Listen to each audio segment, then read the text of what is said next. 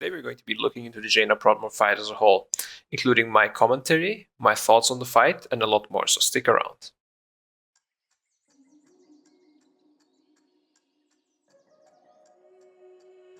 Hey everyone, I'm Scripe, Radiated for Method. Today I want to guide you through the Jaina fight in a commentary format. We're going to go over the stuff I mentioned in the intro, including some inside info from our perspective to what we think about the fight, and also our thought process that helped us secure the world's first Jaina Proudmoore kill. Alright, so we're going to be watching my point of view from the Jaina Proudmoore world first kill video, guys. I'm going to go through each phase one by one, and as I go through them I will talk about the boss mechanics, how to encounter them, how to do a raid positioning or healing assignments, where to use DPS CDs, defenders, and so on. I'm not going to go into detail with the tooltips and stuff. I think that's too much clutter, and it's not needed for most of you. Unless it's maybe a new spell or a more complex spell, I'll talk about it. So let's start with phase 1. I'm gonna first start with the mythic mechanic, which is Blizzard, or I think it's called Gathering Blizzard. You can see the alternate power that I'm tracking on the top here. It requires you basically throughout the whole encounter, you need to check your alternate power, and depending on that, you need to stack with a certain amount of players. Since you're stacked most of the fight in general anyways, it doesn't really matter too much. Just on certain scenarios, it might matter the amount of players that you need to stack with. And when it reaches 100, which is the time when you need to stack with 6 players also, you also lose vision, and you can only see, like, as you see here, like 15 yards in front of you roughly. And you can also only target and heal targets around 15 yards around you. So I'm gonna be aware of that when that comes, that you're either next to the boss or next to players at least, and stuff like that. We have the Avalanche ability that kills usually some people or makes them freeze because they go outside with it. It's meteors that chase people. So if you go outside, you make sure you go, or well, you should go outside regardless, I guess, but you make sure that you get back into the group or you touch into the fire to remove your freezing blood debuff. I didn't explain the freezing blood debuff. That's when you don't stack with people. I said Blizzard requires you to stack with people. If you don't do that, you get a debuff for 6 seconds where you are free to not stack with anyone, but after those 6 seconds, you will get frozen. So you have the 6-second window basically that you can stand alone. I don't know if I will ever get this in a video here in phase 1, but basically if you move outside of the group, make sure you get back in before you get frozen. And if you can't get back into the group, you can, at the end of the debuff, I see you, that was a debuff in front of the middle of my screen here. Then you make sure that you just touch fire at the end of the debuff once. You go into the fire as it ends, and then the debuff will refresh. You can also immunity it, which you should do in phase 1 especially, so you don't get frozen, because being frozen means you can just die from a lot of things, so you don't want that. Aside from that, you see at 60% this phase is already ending. We're almost there. So I'm going to go back and explain the ship mechanic as well, which is quite important. The right ship is coming up. This is the first ship ever, so if you don't have a Big Vix warning telling us, okay, Big Vix warning does tell us, but Big Vix bar doesn't tell us which ship it will be, because after the first ship it will always alternate, and Big Vix does track that, so it just doesn't know the animation beforehand. Once the right ship is up, which you can see in the boss range, you need to shoot the ballistas insta. This ship, like the Avalanche, can kill 1 or 2 people. The ships will wipe you if you don't play it right, so this is quite important even though it looks simple. The ship comes, you shoot 3 ballistas insta. Then the fire bombs come. The fire bombs, if they go into the ballistas, they will set the ballistas into fire. Now, this one was not too close. The one in the back, you will see, is already on fire. How you can, and if the ballistas go on fire, you can't use them. So right now, we shot 3, and then we shot the front 2 as well. The ship is done. You only need 5 ballistas to shoot. But let's say this also went into fire. Then you would need to immediately either freezing blast this ballista, or you would need to walk with Avalanche on top of the ballista, so either this or the one in the back, to free them from fire, so you can use them again. If you don't manage to do that within, like, I think it's roughly 22 seconds or something, then the next wave of bombs will come. And that will make it harder and harder. Maybe on the first ship you will survive this, but later on, when there's already some fire on the ground, if 2 waves of bombs also come, it will make things really hard. And if it comes during the blizzard, then it's really hard to see. Like the next wave here would come during the blizzard, where you have limited vision. So that's really dangerous. And you want to avoid that by killing the ballistas. Another thing that can block you from shooting ballistas is the Frozen Siege, which the boss casts when it's ready, when she chooses to, and that will freeze the ballista that is closest to the boss. So you can position the boss to the opposite side where the ship won't spawn. Like, let's say you could have frozen this one here, then we wouldn't need to kill this at all, because the next right ship we will skip even. So it will be really good. That's about it for phase 1. I recommend using a rally for the Bloodlusted Avalanche, which is a faster cast, so you need to move out faster. On the Avalanche melee, make sure you move quickly. If you're too close to the boss, the projectiles land faster, so you don't want to kill or die. You don't want to kill anyone or die from it. If you feel unsafe, just use an immunity, just take a chill pill and continue. You can use Warlock Gateways like we did to get back into the group after the Avalanche ends. That's what we did. Blink class and stuff have it easy anyways. And the bombs and the ads and the bombs, I think everyone knows by now that you just might control them off the platform. If you don't have a priest, you can also just kill them. Just make sure to stun the first bomb cast, and then you have a 30 seconds time window where you can just kill them slowly. They don't really do any damage, so there's like super unimportant. Just make sure if a bomb lands that you have 1 or 2 assigned people. Like in our case, Zalia was assigned to it because healing wasn't too hard, and I was the backup if 2 of them come, or if Zalia for some reason can't get to it. Anyways, if you have any stacks, make sure you reset by walking into fire, because in the next phase, Chilling Touch stacks will go up by 3 stacks at the start of the intermission, and then every 6 seconds you will get stack. So it's really good to reset them. Also, the boss here, you see Spooky and Perfecto got a tick instantly. When you face the boss, you will cast like Ice Shield around her, and if you stand too close to her, you will get ticks. And if you don't move out, you will get even more ticks. So just move out as melee when the boss is about to transition. Walk into fire and then walk away from her. What I found useful in this phase, by the way, is as we lose vision, is a red dot in the middle of your screen. This idea was given by Josh, was pretty nice. But yeah, let's talk about the intermission. Before I show anything, or let the video just go through actually. In the intermission, we have 5 ads that spawn around the room, and the boss also spawning around the room. It will be like a circle around the room, and the circle has specific positions where NPCs can spawn, and the boss will be on top of one of them, and on the top of the other 5 spots there will be ice-bound images, like prismatic images of her. So the positions are kinda already clear where they will be, we just don't know where the boss will be. And the boss and the ads, they all cast these small ice orbs on the ads. We can just interrupt them when we reach them so they don't cast new ones, so melee doesn't have a hard time to dodge them.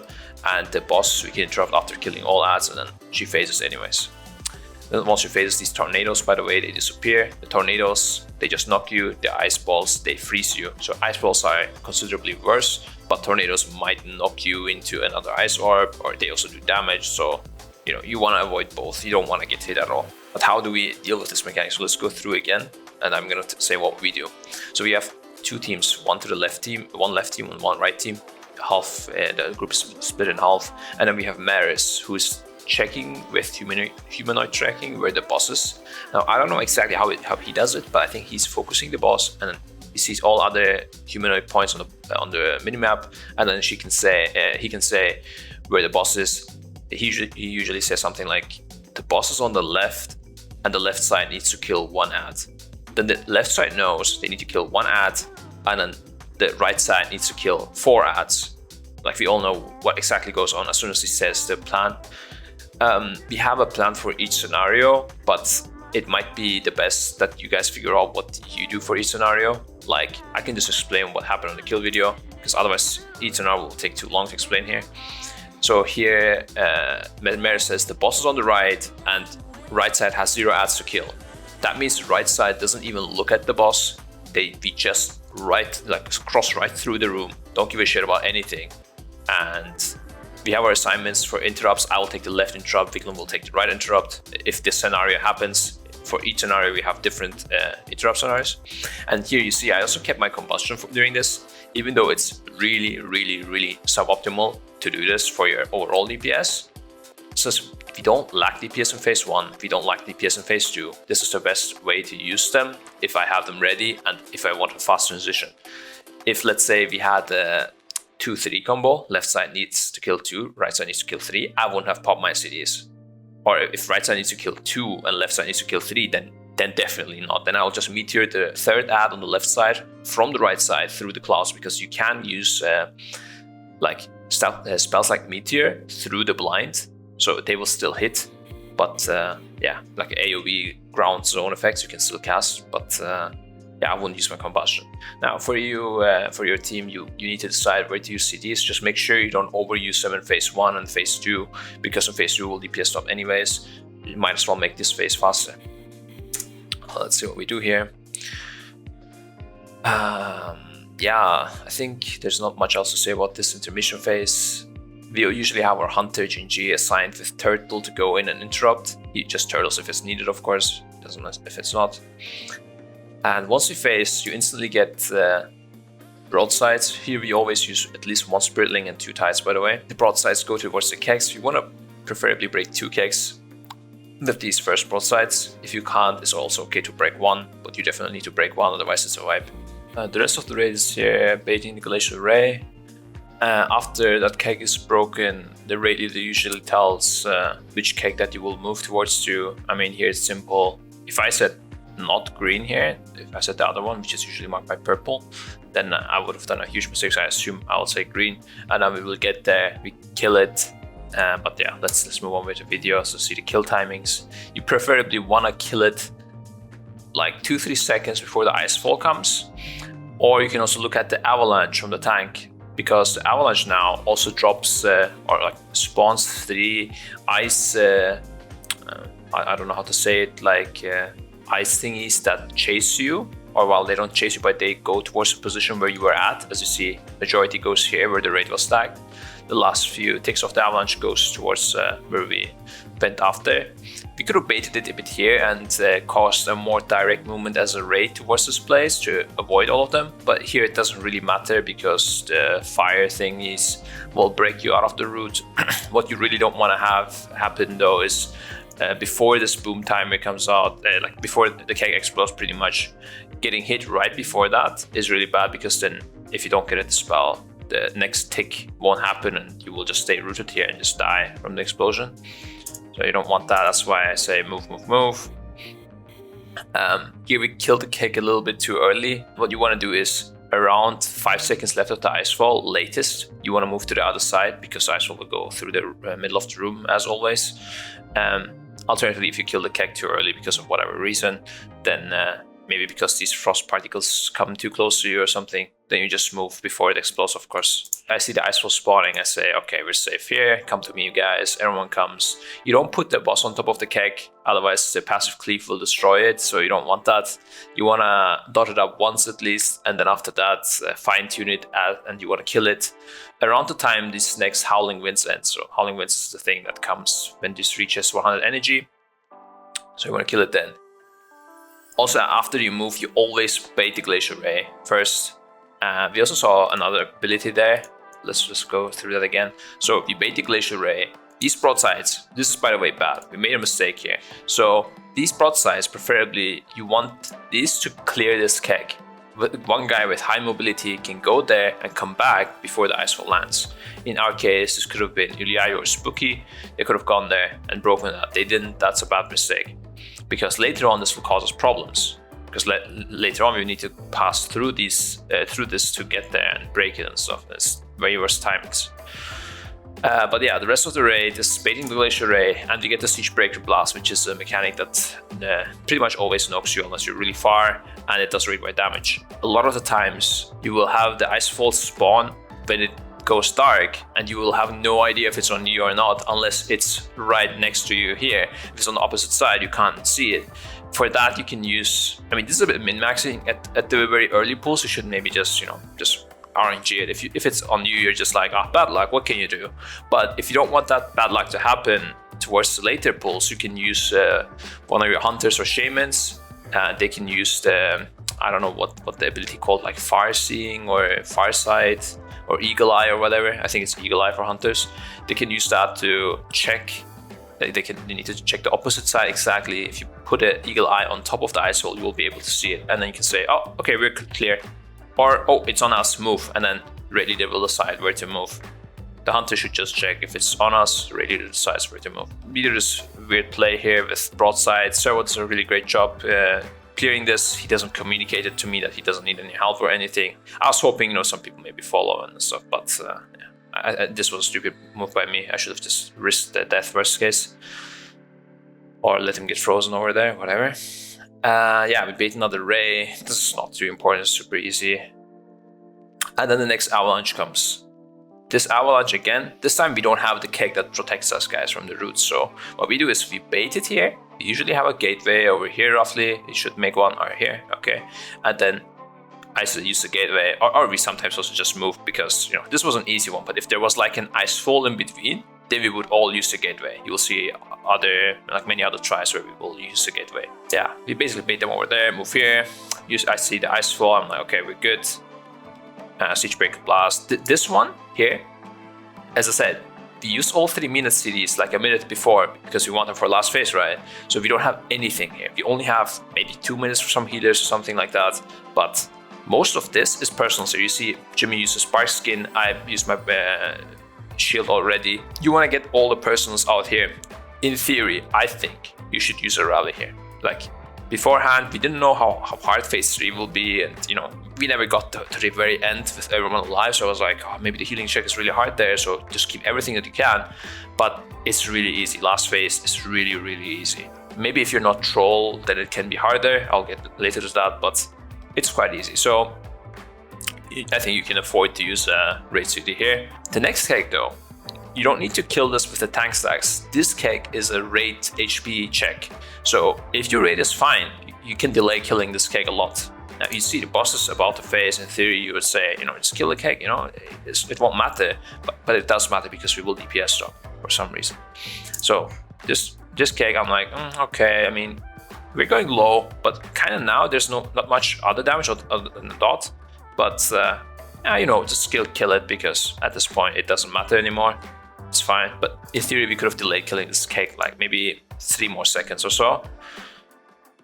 Kaina gets frozen with a Siege Breaker out there. You can use life grips a lot there, by the way. He probably asked for one and didn't get one because I think all of them were on CD. I'm not sure. In theory, you should not completely rely on them, but they're a good tool to use, so make sure to use them. What we want to do here is when we intermission the boss, we don't want to just hit the wall. We want to lust and kill the boss as well. Like the range just goes on the boss pretty much, all of them. They just dot this up, havoc this and stuff, but they don't really focus the wall. So to be able to do that, we don't want to face the boss too early. That's why we kind of DPS stop here. I don't want to face him during this blind phase where we cannot attack her. So we wait a bit, DPS stop I say probably, and then I say, okay, we can go ahead now. You want to be careful here because your tanks will get frozen. That's why it's important to break that third keg a bit later so your tanks doesn't get frozen during this. Because the tanks don't need the third keg that early. So yeah, here, since we broke it late, the tanks are completely fine. Skok will probably taunt here, and at last, and Pepine Rune. And we all blast the boss as ranged, and the melees go on the wall. Now, there's a lot to min-max here. I'm not gonna touch everything, single thing about it. You guys kind of get the idea. And all of it is not needed. Most of us outgear this now, so I think even your guild probably outgears it. Even if you didn't do all the shenanigans that we did, so it's fine. So yeah, we're blasting the boss here. And the important thing here is the stacks will reset, so the healers don't need to heal that much. Maybe 1 or 2 healers for healing. The rest should just full go DPS to get the maximum percentage from the boss. And now here, we want to kill Nathanos as fast as possible. That's our tactic. I'm not saying this is the best tactic. I think you can kill it after the second tick, and that's probably better. But yeah, I'm just going to explain what we do. And this is maybe simpler if you outgear it, especially like we do. I mean, I won't say outgear, but we have the gear for it. So we go directly to Nathanos, and we want to kill him around 5 seconds left of this. And that's completely fine.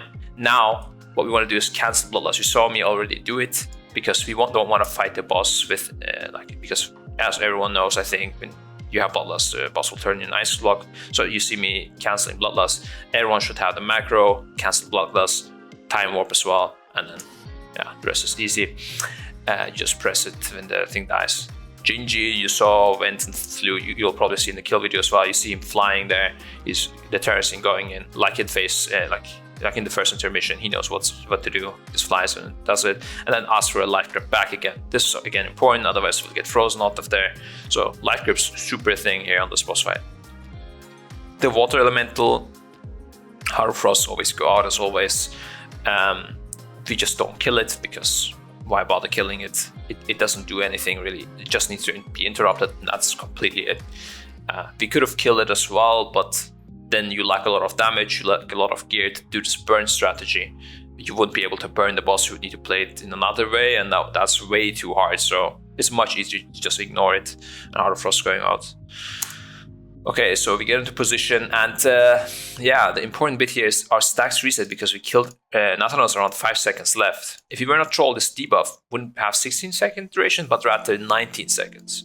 And then it doesn't work, you can't reset anymore, there's no way. So the time you spend here, then it's even more worth killing Nathanos. That's one of the reasons why it's good, for example, because the Demon Hunter won't be able to go troll, of course, or the Paladin, I think, cannot either. So it's good for them to not get an extra stack. So yeah, we kill it here, we reset our stacks. You see the non-trolls, Narcolis and Spooky, will keep their stacks, Noobers. This phase, you just have one guy and you follow him. The rest of the raid can just focus on DPS, but make sure to tell your raid guys, DPS, this is a DPS race on this fight, but you have the DPS check. I'm pretty sure you have the DPS check. So just min-max your DPS for, get Gut Rippers, get your execute. That's why I play fire, right? Because you want to execute. Get, I don't know what else you can get on your class. Warriors go full execute spec, just take execute classes in general or multi-dotters, I guess, because the wall on the boss multi-dotting is quite good and it also keeps ticking as you walk to Nathanos. And just, min-max that complete execute spec. That's it. And then you don't need to care about the DPS, and then you just need to do the tactics and you're completely fine.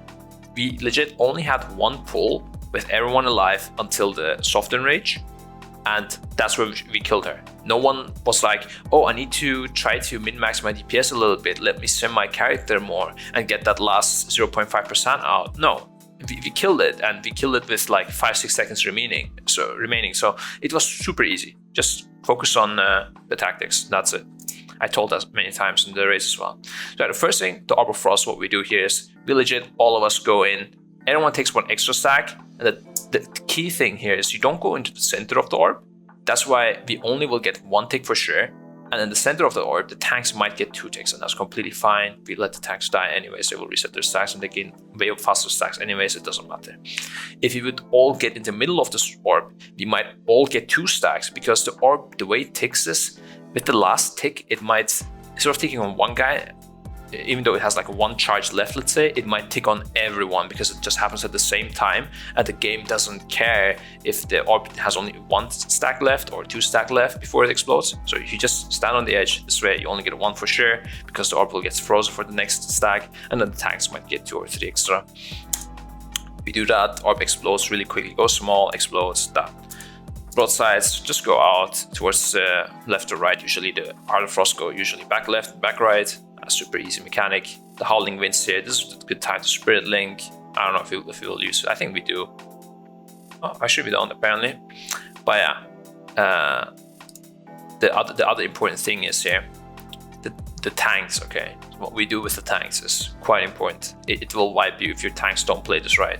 And tell your tanks to make a macro. They need to die. Okay, so they need to die around like 17 stacks preferably. I mean, preferably 19 stacks, but you don't want to risk that at all. No way you want to risk that. You want to let them die as early as possible. So you make them a macro, cancel our, Atonement, cancel our Powered Shield, whatever defenses they have themselves, Spell Reflect, I don't know, whatever, Rallying Cry, and everything that you can get. You want to also not put, if you put a Spirit Link, you don't want to put them on top of the tanks. So you want to put them a bit behind. I think we had a lot of deaths because of that, because the tanks didn't manage to die because the Spirit Link was just keeping them alive. You want to put the Spirit Link like a bit to the back so it doesn't hit them. Because if the tank does get frozen, you will get the icicle, and you will get the icicle from the prismatic image as well, and dodging both at the same time while playing the rest of the game is quite hard. You don't want that. Just let him die.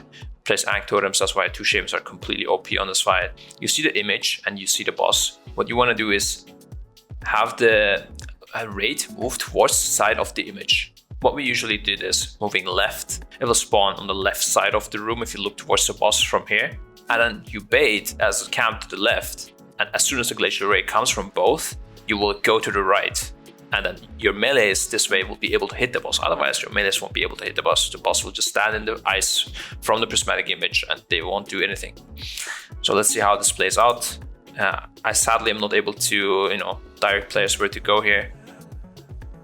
And you see the Glacial Ray has been baited. And the melee is able to melee. Even here, they're able to melee completely without any problems. And you see me getting another Heart of Frost. This was really unlucky pull for me. I couldn't really lead the raid because I was getting spammed with Heart of Frost. Now, important thing what happens here is first Siege Breaker Blast. This guy, I've seen other guilds just take this damage. That's why I'm saying that healing is not that intense. But what we do with the Siege Breaker Blast is we just let him die. He just gets out. You see him already popping the sprint. We have another Cancel Aura macro for the DPS as well, just like the tanks, that they spam everything to die and they move out of the group, out of the sprintings, out of the barrier. You should not maybe stand in the frost because that might actually get you frozen and then you lose all your chilling touch stacks, which means you might not be able to die. You just want to outrange every healer and stuff and just, go die. You can move on top of the Heart of Frost maybe. Again, don't get frozen, but yeah. So the Siege Breaker gets out. You see him, is he gonna die? He didn't manage. So we did take the tick. So that was quite bad. He didn't really need to die there, but we knew we don't need to damage. We wanted him to at least try to die. Sadly, didn't happen. But yeah, I've seen a lot of guilds. At least he didn't knock us back, I think. And at least I saw a lot of other guilds that just stood inside the raid with the barrier and popped the link as well on top of it. And that's another way to survive it. But it of course increases the healing check. I don't think it's good. We get another prismatic image, completely irrelevant. But way more important is the Icefall here. That I personally apparently ignore. I didn't even check this one. I don't know if someone in the raid spotted it or, there were other people checking it as well, if it's on us or not. It's in general a low chance for the Icefall to hit you exactly. There's a much higher chance for it not to be on you. The next thing is the Orb of Frost. We completely ignore this one. And this is when the Soften Rage starts. It's roughly 87 seconds from when you can hit the boss in phase 3.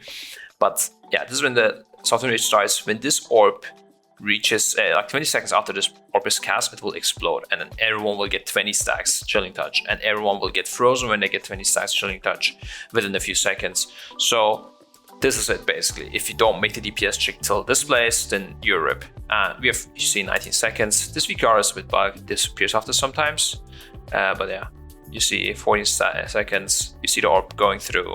And there's not much else going on here. Broadsides, they just use personals to stay alive. Just continue blasting the boss. Glacial Ray is gonna come, but it's not gonna matter at all really because the boss fight is ending in 10 seconds anyways. You can also, this is probably where I'd say like Rally Revis, just for the safety of it. And then I'm gonna say immunities next. I don't know if Darkness is gonna pop. Oh, here you see immunities start popping because I see the boss is dying regardless. And Orb of Frost is about to explode in 5 seconds, and the boss fight is over. Oh, that's why it disappears. The boss fight is over because the encounter ends, right? Okay. So you see, did have 5 extra seconds, and then maybe a few extra with immunities. I would have called them later, but it wasn't needed. Ulyayu could have been alive with the thing. I don't know if your raid is, can handle that. If your heals can handle that, then you can also do that. We decided not to. Yeah, let's talk raid setup, I guess. So what I recommend for this fight is tank-wise, I'm not exactly sure. I'll let our tanks do their own thing, but mobility is of course good. You don't want to have a DK who can't move that much.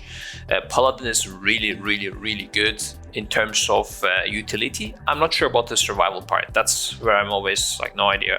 I have no idea about, because we also didn't have a Paladin tank, so never got to see it in action. But Spell Warding and Bubble are really great here. Spell Warding, you can save a lot of people that gets frozen outside, and Bubble, you can save yourself from getting frozen, of course. You can soak things. Yeah, it's quite nice. You can even tank the boss with 20 stacks and stuff with Bubble, so that's super great. Monk and Warrior are great as well because of the mobility, I guess. That's why our tanks chose it. I think if we had a paladin ready, we could have maybe used it, but we didn't have one, so. But didn't really need one either, as you saw. Outside of that, one hunter is really great for the interrupting job. Two is not really needed. In theory, we could have taken another boomkin or a warlock or a priest. But yeah, as I said, warlock, boomkin, and a priest, those are definitely the OP classes here. Fire mage is really, really good as well for last phase. Even though you see him like number 14 on this meter, I think in the last phase I'm like number 3 or 4 or something like that. You know, I'm definitely at the higher end, and that's despite me getting like 2 Heart of Frost or something, and I wasn't really focusing on my DPS. I was just saying go left, go right, things like that. Just focusing on the raid survival. You see me even ending the boss with like 2 Inferno Blast stacks. Which obviously is bad, but you know, I was just looking at calling rally and immunities, checking what else we have left over if we have anything. I was checking the Overfrost timer. It wasn't really, you know, always autopilot DPS raid leaders. You don't really need it. We had enough DPS. Just make sure the raid stays alive and you're good. Aside from that, you want some melee so that tanks and stuff don't end up getting frozen all the time. We chose this melee setup. I think it's pretty good. The only thing that is swappable if you have a warrior tank anyways is the warrior maybe, but we didn't really have a big alternative in the bench. Could have maybe taken another ranged, but that's about maybe another fire mage, but then he would need to stay with melee, which we could have done to be fair. So that would be one thing. Outside of that, I wouldn't change our melee roster, our range roster. Also, nothing really I would change about. The priests are great for the mass spell, mind control, and life grips. The warlocks, maybe another warlock instead of a boomkin. I think warlocks are really, really good because of the havoc on the wall and the boss, but not a huge difference either. Healer wise, we went for 2 shamans, 2 priests. I mean, it's kind of obvious why, but the 2 shamans for the Ankh Totem, for Spriddling, great utility, great healing on last phase and stuff as well. And priest for the DPS, of course, and still barrier is really good. And the life grips are good, mass spells are good. But main thing was the DPS from the priests, and they were also doing good healing. So, but 2 disc might be a bit hard to play, but yeah. I think you could replace 1 disc with another healer maybe. You could also replace 1 shaman, but you definitely want 1 of each for sure. I think this is the optimal setup. Now, what we could have done better, let's get to that part. So, as I said, first thing we could have done better is I think we could have used the rally here, where I said we we're going to use the personals right before the 3rd keg and delay this 3rd keg, because we always tried to rush this 3rd keg and ended up having our tanks getting frozen before we transition the boss later. Here you see our tanks are like 18 stacks, but that's because we killed the 3rd keg later. I kind of learned from our mistakes. I was like, okay, we can, you know, stay alive a bit longer.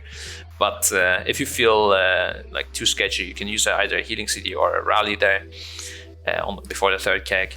The second thing is on Nathanos. Here, in theory, I could use my combustion, and I would get my combustion back at the last 3 seconds of the fight, roughly, if you play normal like video.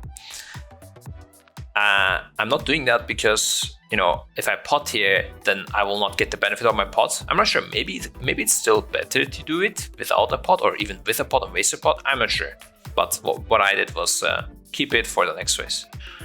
And you know, this is always with schedule. Sometimes you need to move earlier, sometimes you need to switch the wall and stuff. The last phase is much easier to end up and use your combustion and double room with pot. But even other classes can just, you know, in theory, they're just keeping their cities here, but they could use them.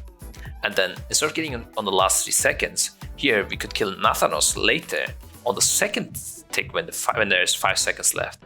If you're a troll, this is not an issue at all because your stats will reset. If you're not a troll, you know, these two would have some problems, Spooky and Narco.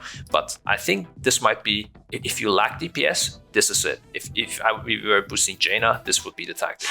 You kill Nathanos away later, and then you get that basically that extra 10 seconds, and then I will get my combustion at the very end again, and everyone will get their 2 minutes again. This means the melee can use their 2 minutes on the wall as well. This means our hunter Maris, for example, who was blasting the wall, can blast a boss instead, and like every range can focus a bit more on the wall, on the boss. So this is DPS wise a better tactic.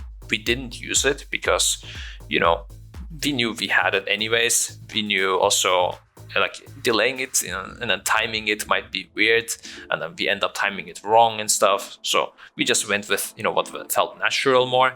But yeah, in theory, that's a better tactic. And now that I have a better understanding of the fight as well, I think that would be better to do. I saw Limit do it. I'm not sure if it's because of the same reason. I don't think so, because they were lusting after that. But yeah, that's what we can do. I think that's because they didn't have the lusting, they were just too slow. That about covers everything I've got to tell you guys about our Jaina kill. I hope you enjoyed this video. If you did, be sure to hit the like button. If you want to see more boss commentaries from the Battle of Dazar'alor, let us know in the comments below, and of course subscribe to never miss out on all our future content. Again, this was Scripe, the raid leader of Method, and you can find me at Twitter and Twitch mostly, maybe soon on Discord as well. Thanks for watching and have a great day.